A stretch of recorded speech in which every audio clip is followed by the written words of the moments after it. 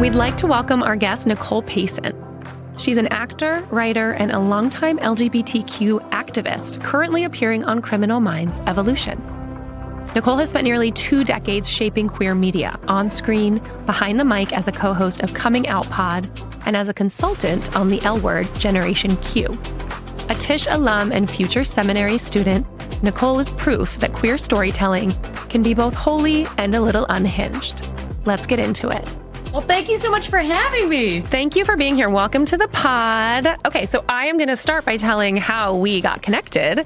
You are friends with my beloved Kate Tawny, aka Kate Billingsley, my college roommate and the weirdest, most beautiful person I've ever known. And so I am glad that she put us in touch because we're super psyched to have you on the pod.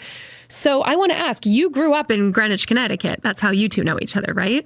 I did, yes. We met freshman year of high school because she was at Greenwich Academy and I was always in public school. So, and then she came over to Greenwich High and we met. It's funny. I'm like, did we meet in a class or did we immediately meet in theater? I'm not sure which it was, but we know each other from theater. We were both like presidents of the thespians. Sounds about right. We were always like the lead and the supporting lead female or double cast in the same role, or that was our thing. I love that. So yes. Okay, so I have a Greenwich question for you because this is a very particular question. Anyone from the tri-state area, right? Like Greenwich evokes a very particular environment of straight, white, wealth. Tell me, how did you navigate your queerness in that environment, or was it not part of you back then? Oh my gosh. That's a great question. No, it was part of me. It was, well, first of all, I came out when I was 15. So it's interesting because we only have our own experience, right, to go on. But I feel like it's pretty ubiquitous that wherever you're from, you want to fit in. And Greenwich just has a particular brand of that looks like, lobster pants and double popped collars. Kate was literally wearing lobster pants when I met her. Sounds very like Nantucket to me, yes. But nope, that's Greenwich. Curious. Nailed okay. It. Yes, in fact, Vineyard Vines, Martha's Vineyard, right? Like that company, Vineyard Vines, was founded by someone in Greenwich. So okay. Like tracks. Okay. Yeah, that is highly on the boat shoes, the whole nine. Okay, well, don't make fun of any of those things because I own a lot of it, and it's fine. It's okay. My girlfriend in college was like a boat shoes girl, and I was like, well, it's happened. I did it. I don't, whatever. It is what it is. But it was never really me. I mean, I could get away with it, but I didn't. It wasn't really me. And it is quite a big town. So this is the difference between Greenwich and some of the other towns in Fairfield County. It's actually really big. So there is more. I hesitate to say diversity, but there is more diversity of race and of, I guess, probably sexual orientation now, but certainly of vibe and like expression than some of the smaller towns like Westport. Mm-hmm. So I did find my people, but my biggest thing was like, I realized I was queer at field hockey camp. And sorry, I love that. It is just, guys, it is, you can't write it. It's perfect. In fact, I was there with Kate, which is hilarious. We both played field hockey. And my big fear was really just like, I didn't want to tell the girlfriends in my life for fear that they would feel like I was hitting on them or something like that. Mm-hmm. But in terms of the Greenwich of it, I was pushing those boundaries from before I came out. I was wearing stuff that maybe some people would have, been like, nah. I was in middle school. My best friend was like the bad girl. I just was kind of a black sheep. And just the older I got and the more I came into myself, the more that just became true. So while it was hard, it was much harder for me always, and continues to be, to not be myself. Mm-hmm. So, yeah. Mm-hmm. Yeah, because, difficult women like you and us were told to just quiet down, put yourself back into that box. Yes. Take up less space. Exactly. Like where it comes out has been less my sexuality and more my artistic expression and my ability to take risks and be seen and be vulnerable and not be in control all the time. I was actually going to ask that. it feels like because you're a theater person, it's almost like this natural, I don't know, ease or something, that there's a little more comfort into being queer, being more expressive, etc. Because you're in that, I grew up in like sports culture, obviously, but and I married a theater geek, so I get it. But it feels like that environment is just a little more open to allowing you to be yourself, especially at like such a tender age. I think if I had not been in theater, it would have been a very different process. Like it would have happened anyway. And again, I was in a sports situation when I actually like realized it in seeing another chick across the way and was like, oh my God. But my ability to actually act on it in high school was so much because I knew queer kids we wouldn't have said queer back then, but I knew like other bisexual and gay kids in theater. And so at least when I was in the theater, I felt very able to be myself. Yeah. Amazing. Did they say bisexual back then? Was that because I feel like yes, that was real. I mean, that was what really allowed me to come out, because I was like, that's it. It's that thing. And it's not like I came out at 15, and it's not like I hadn't heard bisexual before, but like it was presented to me in that way that it was presented to all of us, which is just like via the male gaze. Yeah. Of like, oh, girls make out with other girls at parties to turn guys on sometimes. And it was such a punchline. Exactly. They're bisexual. He's bisexual. Okay, he's just almost gay. He's not there yet. Yeah, it was not taken seriously. And so, but when I really came to terms with it, I was like, no, that's what I am. That's what it is. It's always been that way. But prior to that, I'd had moments of like great fear come up, being like, I'm gay. I know I'm gay. I'm gay. And then kind of when I settled into bisexuality and I met a guy who was identifying that way in theater, I was like, this is it. Mm-hmm. So, yeah. Do you feel like bisexuality is having a moment right now? Much deserved, maybe? So I do, in a way. I mean, I think it is having a moment, but I would say like it feels like queerness is having a moment more than bisexuality is having a moment. And I have mixed feelings about that. Like, I identify as queer as much as I identify as bisexual at this point, just because it's the easier umbrella term, I guess. But it makes me a little sad as somebody who had to really fight to be taken seriously using the term bisexual. Mm-hmm. So in a way, I almost feel like bisexual got like hurdled over. It was like gay, queer. And then queer was having a moment, and it's like, well, that's whatever. I'm into whatever. And you're like, okay, well, I guess. And I know people who feel very, very strongly about the label bisexual. Mm-hmm. And I do in some ways. I did before when I felt like I had to defend it a lot. Mm-hmm. But I would say queerness and exploration and openness are having a moment for sure. For sure. My wife and I have been having a lot of conversations about the word queer and why I'm attracted to the word queer. And I was like, I don't know. There are certain situations where I don't necessarily want to sexualize everything. I don't always want a word that's about sex, right? So if I tell you I'm queer, yes, I have a wife, so it's pretty obvious what I mean by it. But also it's just this term that I'm part of this community, and I don't have to, explain. I don't have to explain myself to you. So sometimes I'm like, that just really works for me. Yeah. Yeah. It feels less explicit. Yeah. In a way.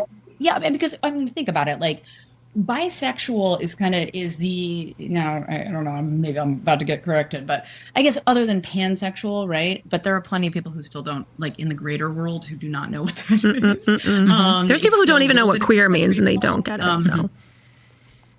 Yeah, exactly. But bisexuality, that's been in the lexicon for a while. So I feel like, it's been in the zeitgeist for long enough that sort of everybody knows. But I always was like, so lesbians have a term, gay guys have a term. They're not just called homosexuals, but bisexuals, sexual is in the word. Right. And so even if you're not intending to be explicit and talk about oh, this is who I like to sleep with, it it evokes that, I think, even just like subconsciously in people. Like, where's the shorthand for this? Yeah. So we need to coin a really, I think also I just never thought of myself as like a sexual being. I'm, a bit of a prude, but now that I'm coming in to my sexual renaissance as a woman over 40, and I'm like a teenage boy, and my wife is like, please leave me alone. Getting more comfortable with the sexual labels. Yeah. I was like, is this what men feel like? Does it feel like to be a guy? I know, right? Where you're like, oh, okay, I get it. Yes, I feel that. That started for me about 2 years ago or something, and I was like, what is happening? It's like, this is very different. This would have been very convenient when I was younger. Right? What the hell? But is it the hormones or is it the agency? Like, is it just the fact that we have now gotten to a point in our lives where we just had a conversation about this before you hopped on, but less accommodating to how other people see us in the world, and we're more interested in our own version of who we are presenting within ourselves. So it's the agency of who we are, which obviously, like, when you're into that, you feel more attractive, and then you're more attractive to other people, and you're more attracted to other people. So, like, it's the hormones too.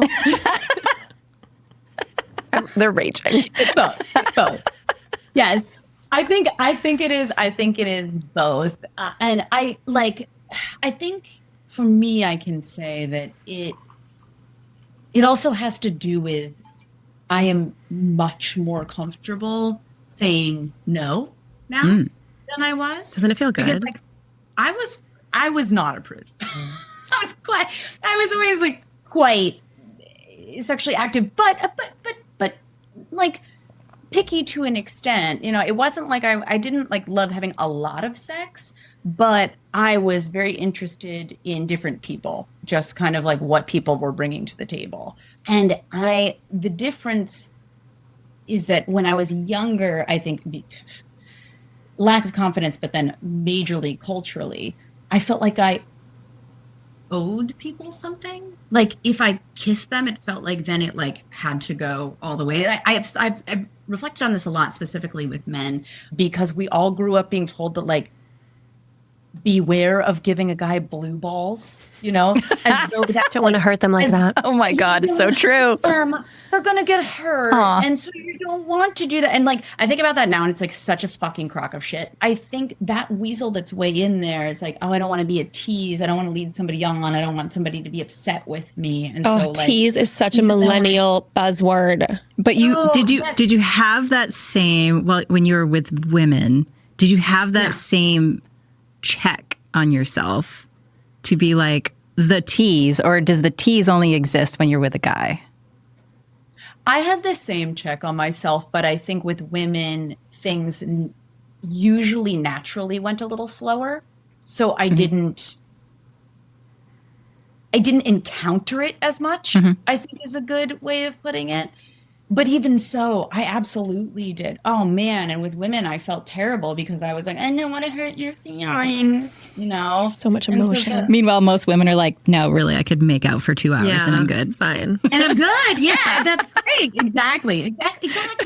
And like, when I think about it now, I'm like, oh my God, how different this history of my sexual past would be if, like, I had just made out every time I wanted to make out and stopped it at that, Right? I was watching, you shared a clip from your episode of Holding Space with Tracy Gilchrist, and you, like, something I had completely forgotten about. Do you remember the poster, The Kiss?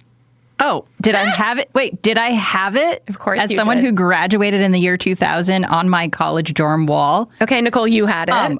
Come on. I even have it screenshotted to my phone because I recently talked about it. The and I was first time I went to visit Sam, she grew up in Florida. We were in college. My parents did not know I was going to visit my sorority sister. Her bedroom, it was just like the giant framed The Kiss, and then just all these other like make out posters. And I was like, what is this? Oh my God. so good. Like, that poster was everywhere. An awakening. It was alongside Angelina Jolie in like a crop top white thing with her dragon ass tattoo right here. And that was it. Oh my God. That was very 2001. I love this for I had Sam. a lot of Angelina Jolie too. I had a lot of Angelina Jolie on my wall. I had a lot of Gwen Stefani, and I had the Kiss poster. And the Kiss poster went up like prominently in my dorm room freshman year because I this was the difference really between Greenwich and then going to NYU was I felt like my self-expression just like exploded when I got to NYU. I was ready to just completely, I'd already started dabbling, but like in my own, the way I was dressing and things like that. And like I said, I was out in high school, but I really like full force I cut my hair, I got an eyebrow ring, I had the girls all over the wall immediately. It was like, this is who I am. And so I was very ready, but the Kiss poster was a large part of me announcing myself, sort of my own coming out. Is the eyebrow ring like is that a path to bisexuality? Because I feel like a lot of us also did that. We were like, okay, Kiss poster, check, eyebrow ring. Not allowed to pierce my face. Nipple piercing, next. No. My parents, my mom was like threatening me about if I got an eyebrow ring because I told her like starting my sophomore year of high school, I was like, I'm getting an eyebrow ring, and she was like, not if you want me to pay for college. And I was like, I'm gonna call that bluff. I think you want me to have. So I love your poor mom. Tell me about your guillotine earrings. Oh yes. Well, I mean, I feel like 'tis the season. We are in the age a return of each. And I got them right after Trump was elected the second time. I was like sitting on set, just like stewing between scenes. And I was like, I need to put this somewhere. I'm going to buy guillotine earrings. So, like, this is the answer. Whatever makes you feel a little better. My politics. But there is, I enjoy them aesthetically too, but it was very much like this is the era we're entering. So I'm entering in fashion. I love that. You did it correctly. Yeah. Tell us about being on set. What are you working on? What's coming up? What do you want to plug? What do you want to share? Oh man. Let's see. So I just wrapped something that I can't share yet, but then I hopefully will be able to share in the spring. But it has involved a lot of motion capture, which has been something that I have been wanting to do literally since I saw Lord of the Rings. I saw Andy Serkis's Gollum, and I was like, that's what I want to do. Can you tell the non-theater person in the room a little bit more about what that means? Yeah, motion capture or performance capture, that goes by either. It's more performance capture now. It's like evolved into that for some reason. But it basically means it's like when actors put on like the suit, looks like a scuba suit, basically, or like a wetsuit. And you have all the dots on your face and with the kid on it. It allows the camera to capture your unique expressions and everything and your body movements, and then they paint over it. They paint a character over it. Oh, so fascinating. So cool. Now I know. That's how all of Avatar is. That's how Gollum and Lord of the Rings, et cetera, et cetera. Okay. There's a lot of characters that. So yes, so that's what it is. So anyway, it's a project that has involved a lot of that, and it's taken up I've been working on it for 3 years. So it's very exciting, but it is like very hush hush. So I will announce that in the spring. But that literally just wrapped, and then I am between seasons on Criminal Minds. I have been on Criminal Minds for 4 seasons, and we don't have an official renewal of a next season. So I guess I can't say between, but I'm just going to say between seasons. I'm going to assume Criminal Minds is just on and on. Yes. It's the song that never ends there. So so we'll see, but it's been great. I have loved working on that show. I play an attorney for the DOJ who is queer and is partnered with, I should say, not personally partnered with Aisha Tyler's character. So I love interest on the show. Yeah. Was that the character before you came on board, or were you able to like push the queerness a little, or that's how it was written? It was written. Nice. It was written. Yeah, it was written as that. And then and I auditioned, and I was like, oh man, this would be very cool. Yeah, you were like, this is me. Yeah. Oh yeah. And like I had kind of the street cred of coming from like very niche indie queer stuff for a long time, and I had been out for a long time. So like if anybody in casting or producers were Googling me, it was like Nicole Pacent, noted queer, like brave actor comes out. Okay, before I do want to talk to you about religion because your sermon, but can you just tell us really quick, like, what does it mean to be a polyamory consultant for the L word? Yes. So that was during the pandemic. The showrunner of Generation Q, which I did, admittedly, I only saw part of, but I knew. Anyway, that's that. That's fine. Yes, but someone I know from college, Marcia Lewis Ryan, was the showrunner for it, and so she knew that I was poly, and they wanted to bring in a poly storyline for the second season, but they wanted like some authenticity with it, and no one in the writers' room really felt they were just not familiar with it, and. So Marcia contacted me and I was like, do you want, like, there are like professional polyamory consultants that you can get for this. She's like, no, I just want like the everyday experience of, that you've had and you've seen. And, I know you talk about it a lot and so whatever. And I was like, all right, cool. So like I found myself during the pandemic on a Zoom with Marcia and Alicia Haley and like several of the cast members. And I was like, what the fuck is my life? This is crazy. I was like talking to them about polyamory. Okay. I love this that. Is weird. Yes. So that was what it was. Yeah. That's so cool. it was Meanwhile, I needed that to remember because I'm like, who had the polyamory? Alicia. Now I remember. I remember. Yeah. Okay. Yeah. Okay.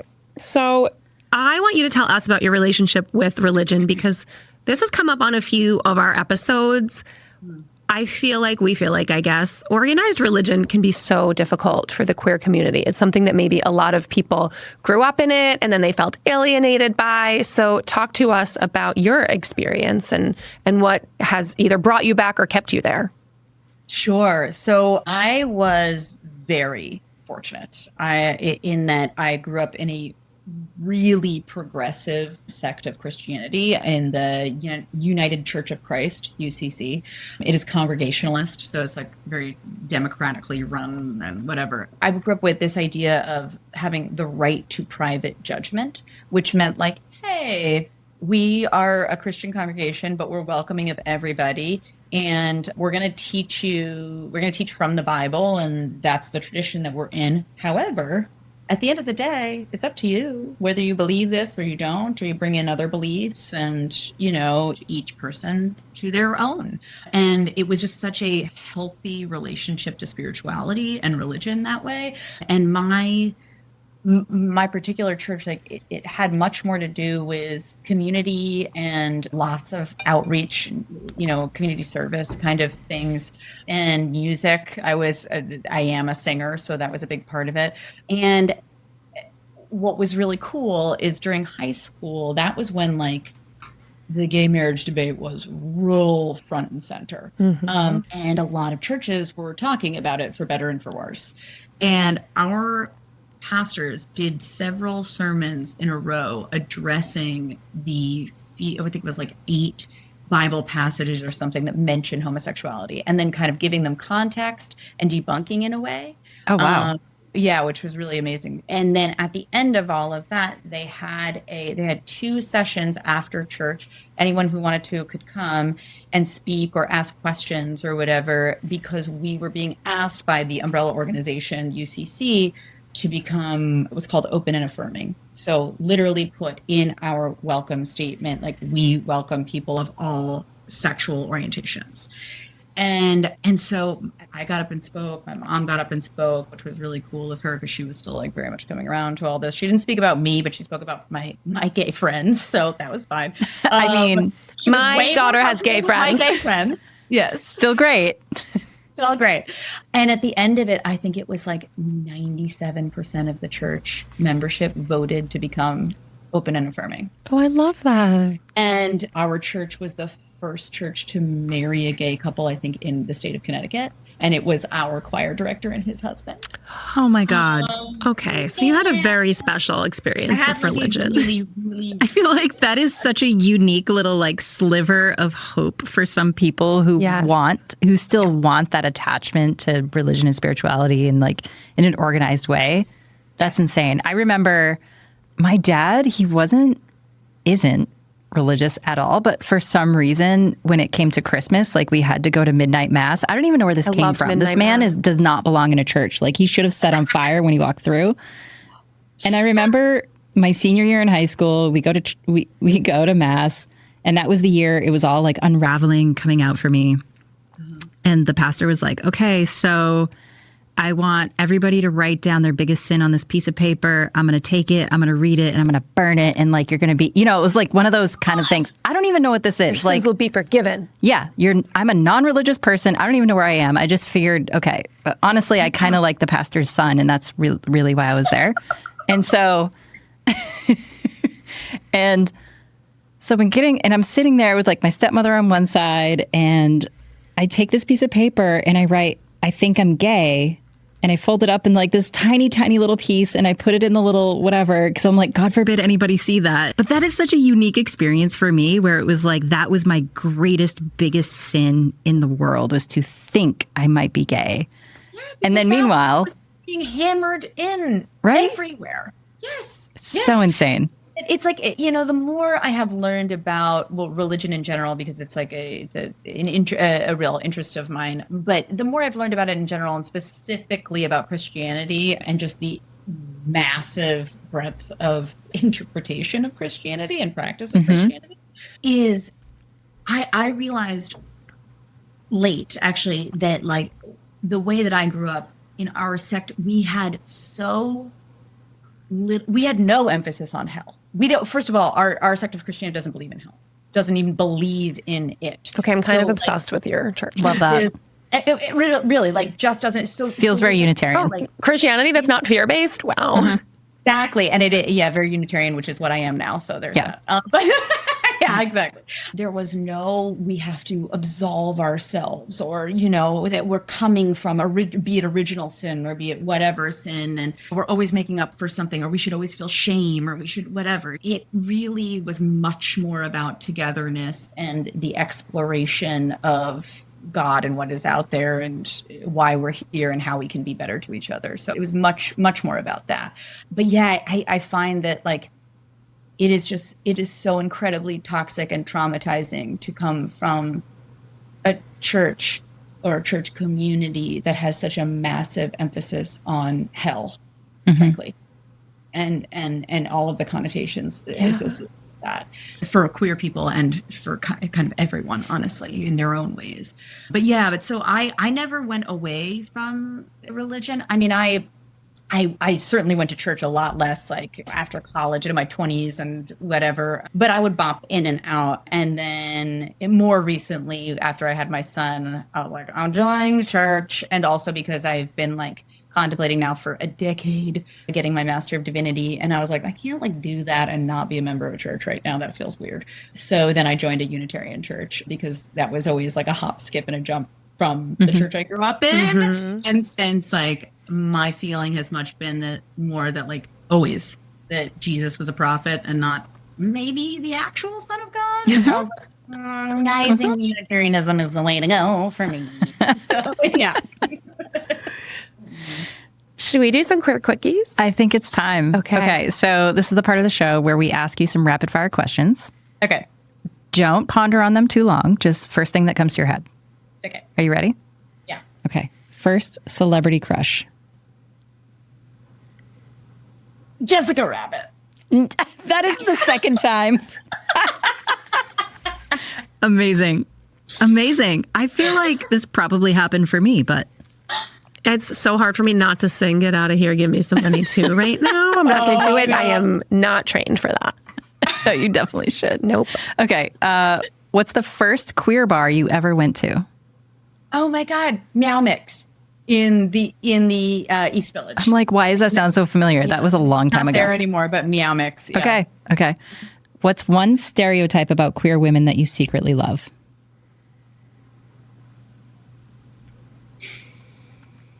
Ugh. U-Haul on the second date. Blushing.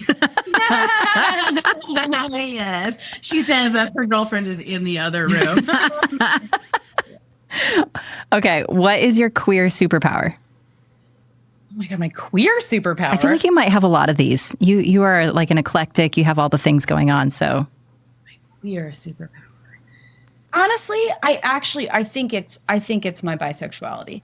And maybe I would say maybe bi/pansexuality, because frankly it's more pansexuality, but because I really believe that it allows me to see gray and see multitudes in every area of my life. Like there is just no black and white, and that has only served me well. So yeah, yes. Great answer. I am obsessed with that answer. Obsessed. It's so good. Okay. What makes you go from 0 to unhinged? Oh. In a good way? Unhinged in a good way or a bad way? That's for you to decide. It's up to you. Oh, I hate that my mind went to bad way with politics, because it's like the sound of JD Vance's voice. His face, just his face in general. Cosine. Gone. Smug, sanctimonious, stupid face and voice. Yes. Perfect. Okay. Best queer movie or show? Oh, okay. Okay. Like, I don't even know how to. Okay, best queer show is gonna be Gentleman Jack. I'm obsessed. Oh, I love that. I And watched Lister. it Thank you. so many times, and I am like such a period piece dork. And there are so many beautiful scenes. I've even done some in acting class. So Wait, good. I am not familiar with Gentleman Jack. Okay. This feels terrible. I hate her for this, and I How do I change this? Tell me what to do. it's so good. Okay. HBO. I will figure out how to send you all the things. Okay. But I need to let you know that they have created a ballet. I just sent it to my wife earlier today. The ballet. Yes, I saw. I am like, we're in for show. This needs to happen. I'm super obsessed. Yep. Yes. And we actually, that was the end of the questions, but I have one more for you because you said you were a singer. Yes. What is your karaoke song? Okay. I only just started doing karaoke because I was such a perfectionist for so long, and I'm not really a pop singer. Like, I'm musical theater and like folk rock. You know, like I'm really not and like classical. I don't know. But recently I just leaned into the musical theater, and it is Poor Unfortunate Souls from the Yes. I'm dying. That was a great question because I love that answer. Because that is a theatrical song. Yeah. You can't just karaoke It's a that song. performance. Like, you have to like, your arms are now these tentacles. Oh my God. That is fantastic. I'm so excited that we got to chat with you tonight. Nicole, I could talk to you for hours. This is so fun. Thank you so much. Thank you both for having me. This was a joy. I really, really appreciate it. It was great. Awesome. Thank you. Thank you. Thank you to Nicole Pacent for chatting with us about bisexuality, the Kiss poster, Jessica Rabbit, and of course, organized religion. And thank you for listening.